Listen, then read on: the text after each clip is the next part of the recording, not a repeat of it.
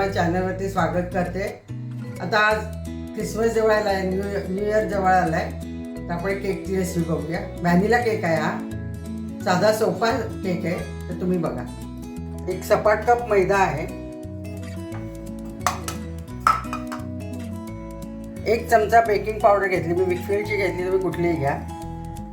1 सपाट चमचा teaspoon baking powder आहे आणि 1/4 टीस्पून बेकिंग सोडा आहे, हे पण विकफिल्डचेच आहे. आणि अजून थोडंसं आपल्याला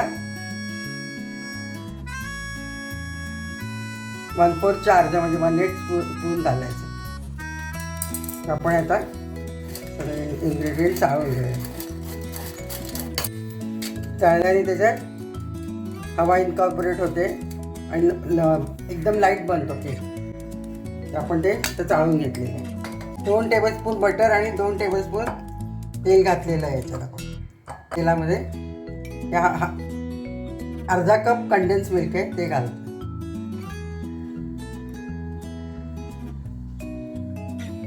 तर ते आपण व्यवस्थित मिक्स करून घेऊया, फेटून घेऊया.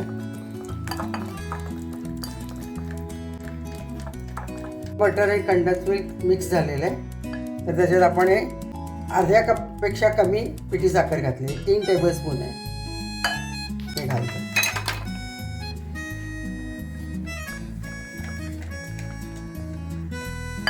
आणि आता आपण हे दूध घेतलेलं आहे पाऊण कप दुधात आपण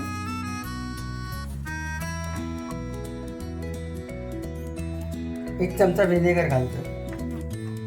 ते मिक्स करतो. व्हिनेगरमुळे बेकिंग सोडा आणि बेकिंग पावडर ॲक्टिवेट होईल. दूध थोडं थोडं करून घालूया.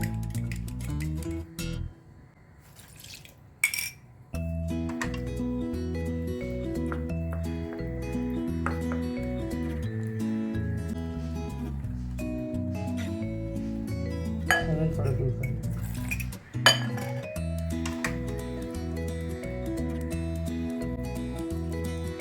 बेकिंग सोडा, बेकिंग पावडर आणि मैदा मिक्स करून ठेवलेला आहे, हे घालूया. अर्ध घालूया, मिक्स करूया, मग परत अर्ध घालूया.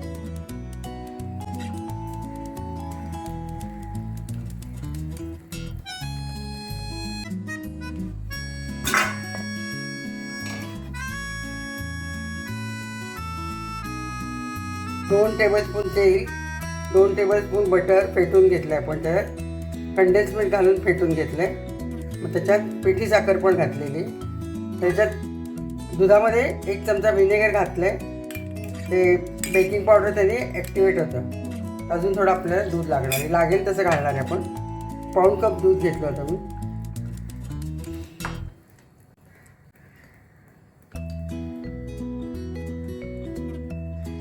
अजून थोडं दूध लागणार आहे आपल्याला.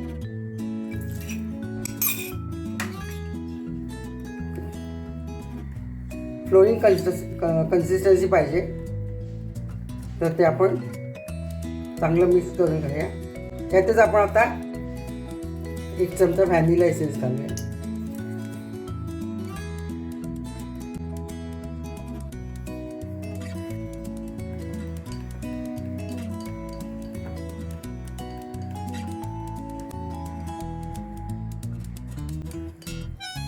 अजून थोडं दूध लागणार आहे आपल्याला. पाऊण कप दूध आपल्या पूर्ण लागलेलं आहे. तर आपण मिक्स करूया.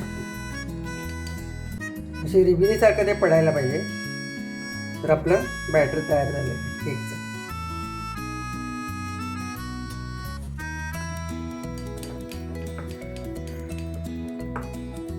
तर आता बॅटर आपलं तयार आहे. ते आपण केक टिनमध्ये घालूया. केक टिनला मी हे बटर पेपर लावून घेतलेलं आहे आणि साईडला मी थोडंसं बटरने ग्रीजिंग करून घेतलं आहे. तर याच्यात आपण मीठ घातलेलं नाही, कारण बटरमध्ये ऑलरेडी मीठ असतं. तर आपलं बॅटर आता तयार झालं आहे. आपण आता या केक टिनमध्ये घालूया.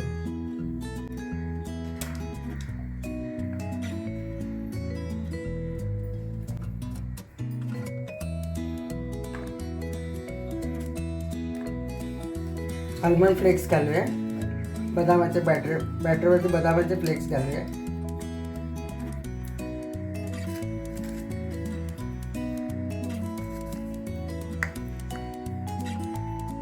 आणि थोडे किसमिस घालूया.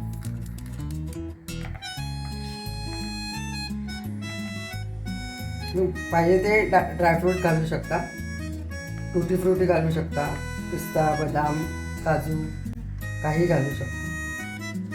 5 मिनटं मी प्रीहीट करून घेतलेली आहे, तर त्याच्यात आपण आता बेक करायला घेऊ.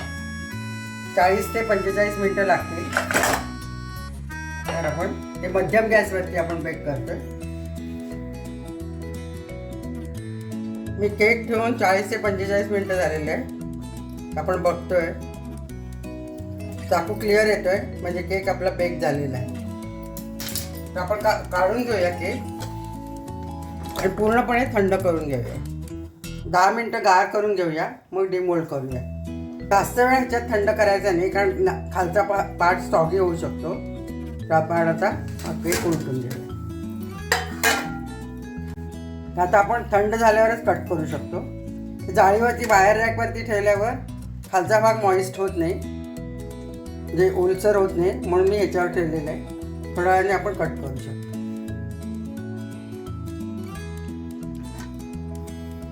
असा मस्त आपला केक बेक झालेला आहे. मस्त कलर आलेला आहे. तर आपण थंड झाल्यावर परत उलटून आपण कट करूया. असा केक परत आपण उलटून ठेवलेला आहे. हा केक मी जाळीवरती काढून ठेवला होता वायर रॅकवरती, आणि त्याच्यावर एक फडकं झाकलं होतं, कारण ते वाळू नाही वरचा लेअर म्हणून. तर आता आपण त्या रॅकमधनं ट्रेमध्ये काढून घेऊया. असा आपला मॉइस्ट छान स्पंजी केक तयार झालेला आहे. तुम्ही टी टाईम स्नॅक किंवा मुलांना डब्यात द्यायला, प्रवासात न्यायला पण चांगला आहे. तर हा केक तुम्ही करून बघा आणि मग माझ्या चॅनलला तुम्ही लाईक करा, सबस्क्राईब करा आणि कमेंट करा कसं झालं आहे ते. त्याची कुकपॅडमध्ये मी डिटेलमध्ये रेसिपी देते.